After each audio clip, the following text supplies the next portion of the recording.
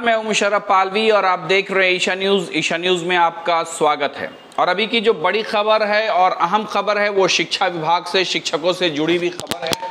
तो शिक्षकों को जानना भी ज़रूरी है। खबर क्या है कि बिहार में ऑनलाइन अटेंडेंस पर बनेगी शिक्षकों की सैलरी। जैसा आप मेरे स्क्रीन पर अगर देख पा रहे होंगे कि बिहार में ऑनलाइन अटेंडेंस पर बनेगी शिक्षकों की सैलरी 1 अक्टूबर से होगा लागू। एससीएस ने सभी डीओ को जारी किया लेटर। तो यहाँ जी हाँ, ये एक बड़ी खबर है और महत्वपूर्ण। शिक्षा विभाग से जो शिक्षक हैं उनके लिए बहुत ज़रूरी है, क्योंकि उनकी जो सैलरी बेस है, अब जो खबर वो ये है कि जो वो ऑनलाइन ऐप से वो अपना अटेंडेंस बनाते थे, अब वो अटेंडेंस के साथ साथ अब वही अटेंडेंस उसके लिए सैलरी का काम, सैलरी उसी अटेंडेंस से अब होगा। क्योंकि बिहार में शिक्षकों का वेतन भुगतान ऑनलाइन अटेंडेंस के आधार पर किया जाएगा। यह नई व्यवस्था 1 अक्टूबर को लागू हो जाएगी। हालांकि मैनुअल अटेंडेंस को ख़त्म नहीं किया गया है।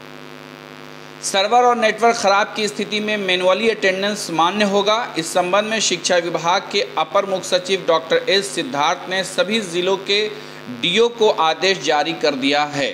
यानी कि सभी ज़िले के जो डीओ हैं उनको ये चिट्ठी भेज दी। शिक्षा विभाग के अपर मुख्य सचिव डॉक्टर एस सिद्धार्थ ने 6 पेज का आदेश जारी किया, जिसमें कहा है कि राज्य के सरकारी स्कूल के सभी प्रिंसिपल और शिक्षक को ई शिक्षा कोष ऐप पर ही हर दिन ऑनलाइन हाजिरी दर्ज करानी है। हर दिन का डाटा पोर्टल पर उपलब्ध कराना अनिवार्य है। इतना ही नहीं, ऑनलाइन के अलावा उपस्थिति पंजी में भी अटेंडेंस दर्ज कराना होगा।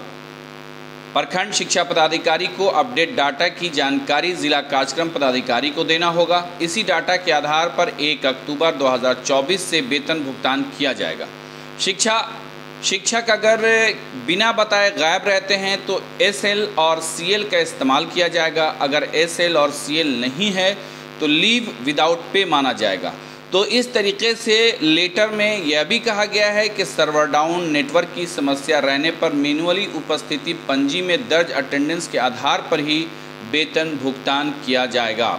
यानी कि शिक्षकों को अब जो है वो उनका जो अटेंडेंस जो ऑनलाइन ऐप्स के ज़रिए वो बनाते हैं उसी के माध्यम से उनका जो है वो अब पेमेंट बनेगा। यानी कि 1 अक्टूबर से ये जो नया इन्फॉर्मेशन आया है, सभी डीओ को ये इन्फॉर्मेशन भेज दिया गया है। और अब जो ऐप्स है, शिक्षा ऐप्स जो है जिस पर वो लोग अटेंडेंस बनाते हैं, उसी अटेंडेंस से उनकी भी अब जो है वो सैलरी बेस होगी।